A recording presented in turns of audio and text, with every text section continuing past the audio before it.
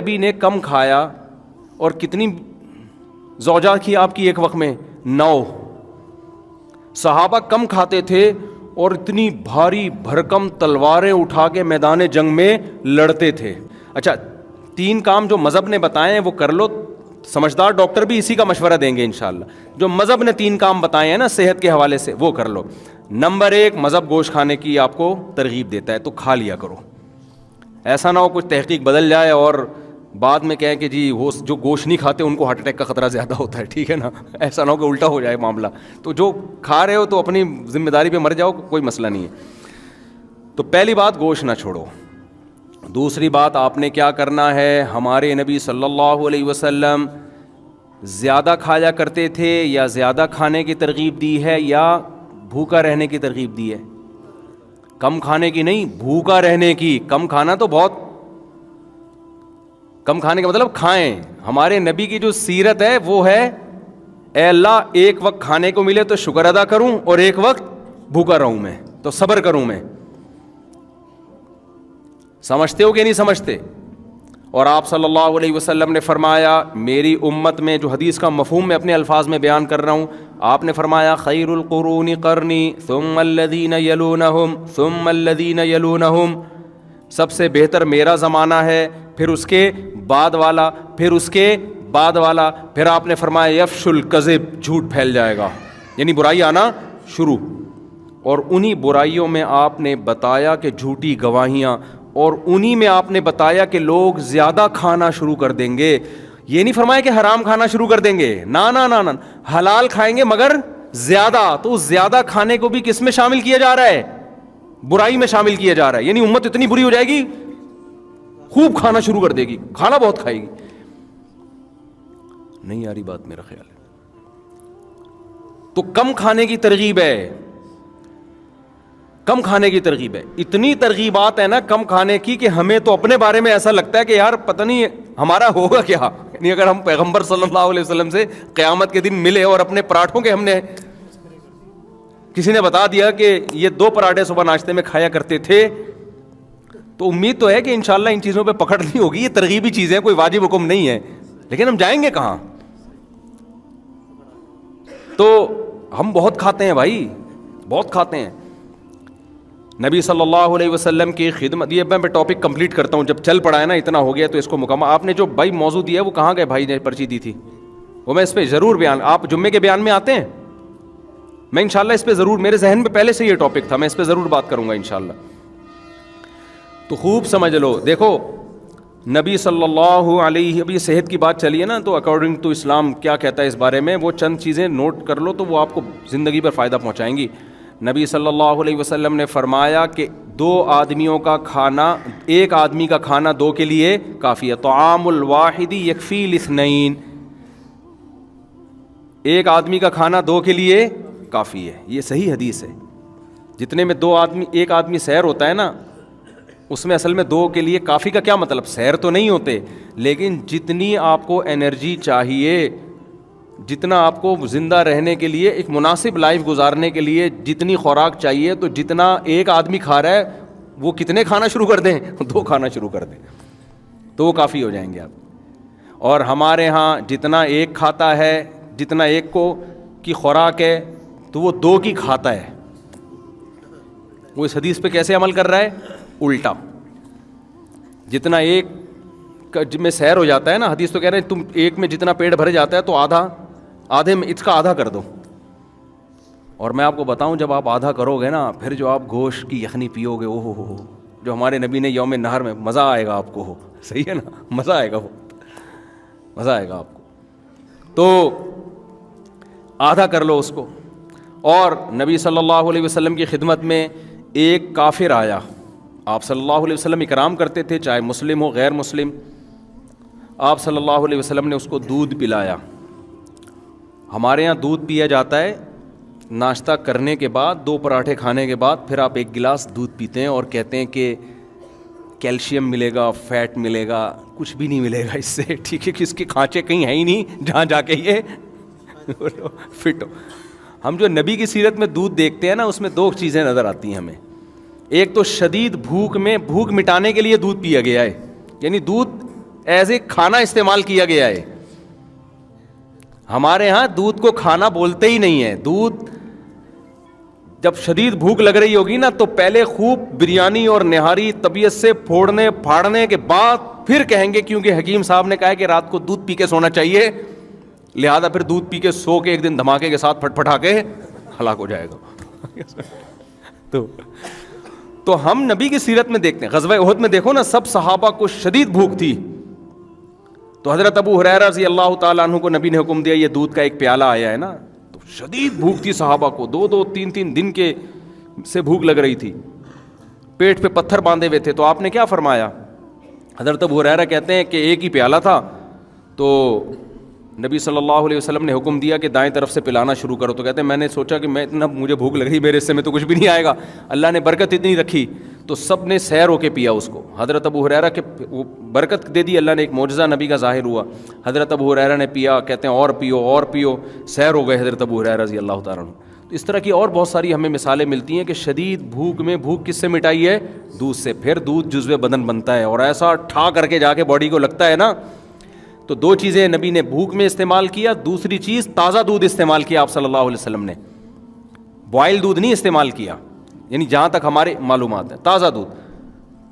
اب میرے یہ کلپ چلایا گیا, کسی نے کہا دیکھو لوگوں کو کچا دودھ پینے کا مشورہ دے رہا ہے جراثیم والا, تو دودھ کچا جب پیو جو فوراً نکالو اور فوراً پی جاؤ, اگر رکھ لیا تو پھر کچے کا نہیں. ہم بھی کہتے ہیں بھائی وہ تو ڈاکٹر لوگ بولتے ہیں اس میں, اور پھر خاص طور پہ جو گوالا تو کچا بھی پلا رہا ہے نا, تو اس میں گوالا بھی تو دے رہے ہیں نا دودھ, تو بھینس جتنا دے رہی ہے اس میں گوالا کا بھی اتنا اپنا خون پسینہ شامل ہے, گوبر کی چھینٹیں اور پتہ نہیں کیا کہ اس کو تو لازمی اپنی گائے ہو, اپنی بکری ہو, اور تمیز سے تھن دھو کے تمیز سے نکالا ہو تو وہ کچا ہی بہترین ہے. وہ آپ میرے مشورے پہ پی کے دیکھیں, آپ کو بوائل میں اور کچے میں زمین آسمان کا فرق لگے گا. آپ ایسے ٹماٹر ہونا شروع ہو جاؤ گے, پیٹ بہت اچھا ہو جاتا ہے, بہت سارے فائدے ہوتے ہیں.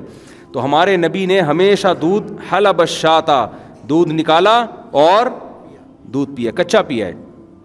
تو یہ 2 چیزیں. خیر, تو میں عرض کر رہا تھا کہ کچھ لوگ آئے آپ صلی اللہ علیہ وسلم کی خدمت میں, تو ان میں غیر مسلم بھی تھا, تو آپ نے اس کا اکرام کس سے کیا؟ بھوک لگ رہی تھی سب کو, تو آپ نے دودھ پلایا.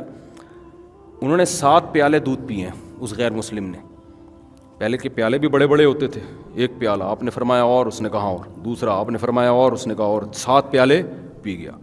8ویں پہ اس نے کہا بس میرا پیٹ بھر گیا, سیر ہو گیا, میں چلا گیا, مسلمان ہو گیا. وہ نبی کے اخلاق اور آپ کی سیرت کو دیکھ کر اگلے دن دوبارہ آیا, پھر آپ نے دودھ پیش کیا, اس نے 1 پیالہ پیا, آپ نے دوبارہ پیش کیا, اس نے کہا شبعتو, میں سیر ہو گیا ہوں. نہیں یہی بات سمجھ میں, حالانکہ اس کو نبی نے کم کھانے کی ترغیب, اس کو تو اسلام ابھی سیکھنے کا موقع ہی نہیں ملا نا.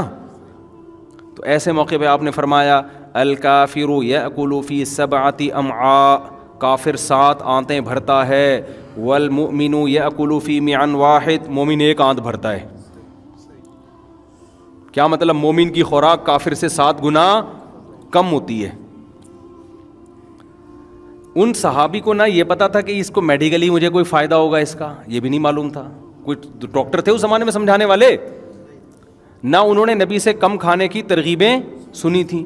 کیا مطلب؟ اب حدیث کا آج لوگ کہتے ہیں کہ آج تو کافر کم کھا رہا ہے, مسلمان طبیعت سے پھوڑ رہے ہیں, تو یہ تو معاذ اللہ حدیث غلط ہو گئی. پھر تو خوب سمجھو حدیث کا منشا کیا ہے, کہ مسلمان شہوت پرست نہیں ہوتا, کافر شہوت پرست ہوتا ہے, اس کی خواہشات رکتی نہیں ہیں, تبھی کھایا جائے گا. آج جو کافر کم کھا رہے ہیں نا, ان کو ڈاکٹر لے کر آئے ہیں اس پر, جبکہ مسلمان اگر کم کھاتا ہے ڈاکٹروں کے مشورے کی ضرورت نہیں ہے, اس کی ویسے ہی اللہ نے دنیا سے بے رغبتی رکھی ہے کہ بھائی کیا ہے سارا دن جگالی کرتے رہو, بس ٹھیک ہے نا, چند دیوالے ہو گئے, نیند بھی کم آتی ہے اس سے, انسان کم کھاتا ہے تو چاقو چوبند رہتا ہے. تو جتنے بھی ہمارے اکابر بزرگ گزرے ہیں ہندوستان میں, آپ دیکھ لیں ان کی خوراکیں بہت تھوڑی تھیں. کیوں تھوڑی تھیں بھائی؟ وہ ان کو دین کے کام کرنے ہیں, وہ کہتے ہیں زیادہ کھاؤ تو نیند آتی ہے, تو کھاؤ اتنا نا جتنا افورڈ کر سکو.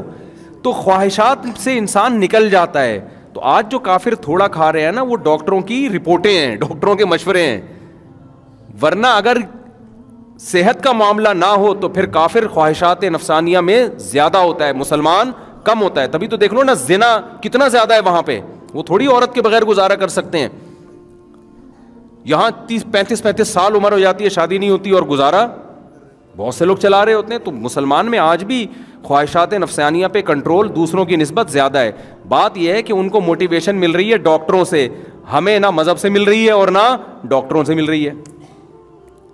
ڈاکٹر صاحب کو آپ کسی دعوت میں لے جائیں, آپ سے زیادہ ڈبل, وہ ڈاکٹر جو میرا بیان نہیں سن رہے ان کی بات کر رہا ہوں, وہ آپ سے زیادہ ڈبل, آپ جائیں وہ سگریٹ پی رہے ہوں گے, تو آدمی کہتا ہے یار جب اتنی نقصان دہ تو یہ کیوں پی رہا ہے بھائی.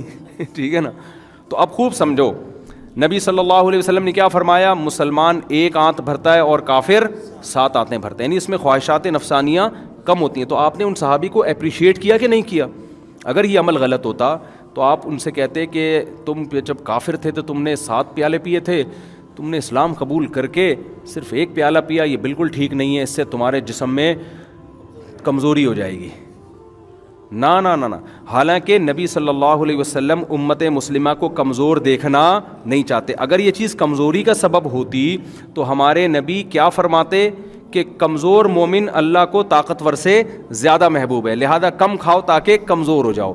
ہم تو یہ دیکھتے ہیں پیغمبر کی سیرت میں کہ آپ نے فرمایا المؤمن القوی احب الی اللہ من المؤمن الضعیف, کمزور مومن, طاقتور مومن اللہ کو کمزور سے زیادہ محبوب ہے. اس کا مطلب ہمارے نبی ہمیں طاقتور دیکھنا چاہتے ہیں, کمزور نہیں دیکھنا چاہتے, پھر بھی کم کھانے کی ترغیب دے رہے ہیں. تو میڈیکلی اکارڈنگ ٹو اسلام یہ پروو ہو گیا کہ کم کھانے سے طاقت زیادہ آتی ہے. یہ ثابت ہو گیا کہ نہیں ہو گیا؟ دونوں چیزوں کو اگر آپ ملاؤ. پھر اگر کوئی ڈاکٹر کہتے ہیں کہ پھوڑتے جاؤ, کہتے نہیں ہے ڈاکٹر, میں ایک مثال دے رہا ہوں, اس کا مطلب بھائی تم ہمیں وہ بات بتا رہے ہو جو اسلام کی تعلیمات کے بالکل اگینسٹ ہے. تو آپ کی تحقیق کل بدل سکتی ہے. آپ کی تحقیق کیا ہو سکتی ہے کل؟ ہمارے نبی نے کم کھایا, اور کتنی زوجہ کی آپ کی ایک وقت میں 9. صحابہ کم کھاتے تھے اور اتنی بھاری بھرکم تلواریں اٹھا کے میدان جنگ میں لڑتے تھے. تو میں 2-3 باتیں بتا رہا تھا کہ پہلی بات, گوشت کو خوراک کا حصہ بناؤ, یہ ہمارے مذہب کی ترغیب ہے. ڈاکٹر کہتے ہیں اگر کوئی نارمل ہے, اگر ہاں کوئی کسی کو ہارٹ پیشنٹ بن گیا ہے, اس کو ڈاکٹر منع کر رہے ہیں تو پھر وہ جانے, ڈاکٹر جانے. اسلام تو نارمل لوگوں کی بات کر رہا ہے نا. ابے کوئی شوگر پیشنٹ بن گیا اس کو تو کھجور بھی نقصان دے گی نا, جو پیشنٹ نہیں ہے ان کی بات کر رہا ہوں میں. دوسرا کام, بلکہ اس کو تو شہد بھی نقصان دے گا. دوسرا کام, پہلا تو گوشت ہو گیا, میں آپ کو اسلام کی روشنی میں صحت کا نسخہ بتا رہا ہوں. دوسرا کام کیا ہے؟ کم کھاؤ, پھوڑو نہیں, یعنی بھوکے رہو, سمجھتے ہو. اور تیسرا کام حدیث میں آتا ہے اللہم انی اعوذ بک من الکسل, آپ صلی اللہ علیہ وسلم نے سستی سے پناہ مانگی ہے. صحابہ سارے چست تھے, گھوڑے سے تیز سلمہ ابن اکوع دوڑا کرتے تھے. آپ نے ان سے یہ نہیں فرمایا کہ تمہاری رفتار اتنی تیز کیوں ہے, اتنی تیز کیوں دوڑتے ہو بھائی, کہ گھوڑا پیچھے رہ جاتا ہے تم آگے نکل جاتے ہو, بلکہ اس کو اپریشیٹ کیا گیا. صحابہ تیر اندازی سیکھ رہے ہیں, گھڑ سواری سیکھ رہے ہیں, بھاگ رہے ہیں, دوڑ رہے ہیں, اور سستی سے پناہ مانگی گئی. تو تیسری چیز کیا ہے؟ فزیکل ایکٹیویٹی, جس کو ہم آج کی اصطلاح میں کیا کہیں گے؟ Physical activity. حدیث میں آتا ہے ایک دفعہ مدینہ میں خطرہ ہوا کہ کسی نے حملہ کیا ہے, خطرہ یعنی کوئی خبر پھیلی. صحابہ کہتے ہیں آپ صلی اللہ علیہ وسلم گھوڑے کی پشت پہ بیٹھ کے اتنی رفتار کے ساتھ گئے ہیں نا دیکھنے کے لیے کہ واقعی یہ خبر صحیح ہے یا غلط ہے, اور بہت تیز رفتاری کے ساتھ آپ صلی اللہ علیہ وسلم دیکھ کر آئے. تو آج فزیکل ایکٹیویٹی کیا ہو گئی ہے؟ اب گھوڑے تو ہیں نہیں, کیا آپ گھوڑے پہ بیٹھیں, گھوڑے پہ بیٹھنے میں کتنی طاقت, پھر گھوڑا بھاگتا ہے, ہڈیاں ہلتی ہیں, گھوڑا جتنا تھکتا ہے اتنا ہی بندہ تھک جاتا ہے. پھر پیدل بھی بھاگتے تھے لوگ, چلتے بھی تھے, بھاگتے بھی, لمبے لمبے پیدل سفر ہوتے تھے. تو آج نہ جاگنگ ہے نہ واکنگ. کھوپڑی شریف میں بات آ رہی ہے کہ نہیں آ رہی ہے؟ آپ کہہ سکتے ہیں جاگنگ کی الگ سے کوئی ترغیب, بھائی جو کام اسلام چاہتا ہے وہ اگر اس کے بغیر نہیں ہو رہا تو پھر یہ چیز خود بخود اس ترغیب میں داخل ہوگی کہ نہیں ہوگی؟ اللہ آپ کو چست دیکھنا چاہتے ہیں, سستی سے حدیث میں پناہ مانگی ہے. تو جو کام سستی کا ذریعہ اور سبب بن رہا ہے اس کام سے بھی پناہ مانگی ہوگی کہ نہیں ہوگی؟ تو یہ 3 کام ہو گئے, اور چوتھا بھی ایک ایڈ کر لو اس میں, سونے کی ترتیب. وہ میری اپنی نہیں بنی ہوئی تو میں اس لیے زیادہ نہیں اس پہ بولتا, کیونکہ ہم بھی کراچی میں ہے نا, سارا سونے جاگنے کی ترتیب کی ایسی کی تیسی ہوئی ہے. لیکن ہمارے نبی نے ترغیب دیر سے سونے کی دی ہے یا جلدی سونے کی دی ہے؟ کائنڈلی تھوڑا سا بتا دیں. اور دیر سے 12 بجے اٹھنے کی ترغیب دی ہے یا؟ آپ تو رات کے آخری حصے میں نماز پڑھا کرتے تھے. تو یہ 4 کام سونے جاگنے کا نا، یہ جو سونا کا 9 بجے ٹائم ہے اصل سونے کا، جو میڈیکلی بھی ایسی ثابت ہو گئی. تو یہ 4 کام تمیز سے. اور دوپہر قیلولہ لازمی کیا ہمارے نبی صلی اللہ علیہ وسلم نے، اور آپ نے فرمایا قیلوا فإن الشیطان لا یقیل، قیلولہ کیا کرو، شیطان قیلولہ نہیں کرتا، سارا دن جاگتا ہے شیطان، اس کے کام بہت ہے نا. شیطان جو ہے نا کبھی بھی آرام نہیں کرتا. تو اگر آپ آرام نہیں کرتے، ہر وقت کام کام، قائد اعظم نے فرمایا تھا کام کام اور بس کام، تو قائد اعظم کا یہ مطلب نہیں تھا. ان کا تھا کہ سونے کے بعد جتنا ٹائم اٹھو تو کام میں لگاؤ، وہ مزید سونے میں نہ لگاؤ. تو آپ نے کیا کیا کہ وہ سارا جو ہے نا، ہر وقت لوگ پاگلوں کی طرح جو پیسہ کمانے میں لگے ہوئے ہیں نا، وہ ہر وقت پاگلوں کی طرح پیسہ کمانے میں لگے ہوئے ہیں، سوتے ہی نہیں ہیں. اور سوتے ہیں تو موبائل پہ لگے رہتے ہیں، پھر موبائل تو ظاہر ہے نیند کو غائب کر دے گا. تو ہمارے نبی صلی اللہ علیہ وسلم گہری نیند سوتے تھے. حدیث میں آتا ہے آپ صلی اللہ علیہ وسلم کے نا ہلکے سے خراٹوں کی آواز آتی تھی.